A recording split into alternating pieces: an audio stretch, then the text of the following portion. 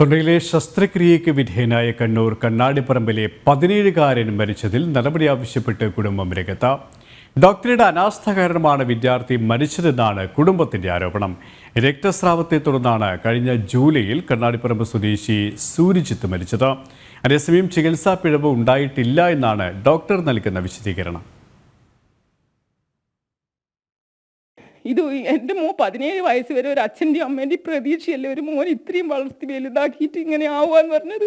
അത് അത്രയും ആക്റ്റീവായിട്ടുള്ള ഒരു മോനാണ്ടത്.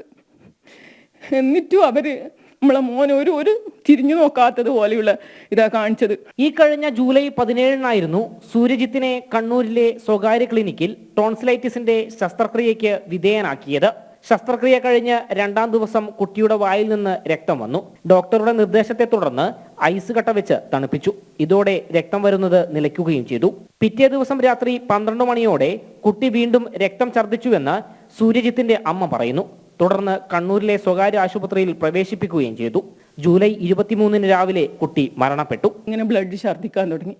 അങ്ങനെ നേഴ്സിനെ വിളിച്ചപ്പോൾ നേഴ്സ് നമ്മളെ കൂടെ തന്നെ വന്നിട്ടുണ്ടെങ്കിലും കൂടി ആ നേഴ്സിന് എന്നാ ചെയ്യേണ്ടതെന്നൊന്നും അറിയില്ല. അപ്പോൾ പരുത്തി ഈ വായിന്ന് വരുന്ന ബ്ലഡിൻ്റെ ഇത് ഒപ്പിക്കൊടുക്കാൻ വേണ്ടിയിട്ട് പരുത്തി തന്നിട്ടുണ്ടായിന്.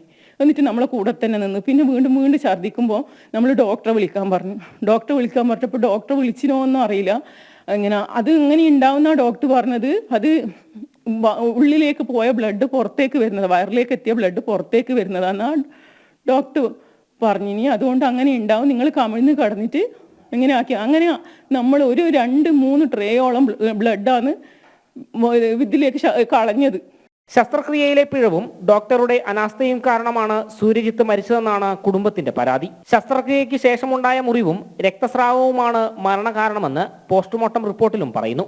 അതേസമയം ചികിത്സാ പിഴവ് ഉണ്ടായിട്ടില്ലെന്നാണ് ഡോക്ടറുടെ വിശദീകരണം. ജനം, കണ്ണൂർ.